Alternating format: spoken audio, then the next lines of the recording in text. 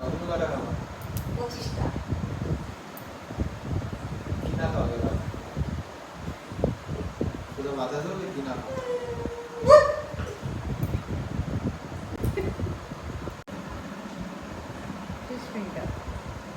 তুমি কটা খাবা?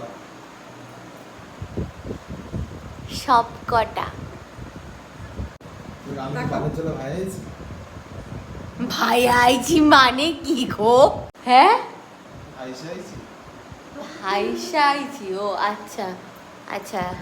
মাঝে মধ্যে তোমাদের দাদার ভাষা আমার মাথার উপর দিয়ে এরোপ্লেনের মতন শ করে চলে যায়।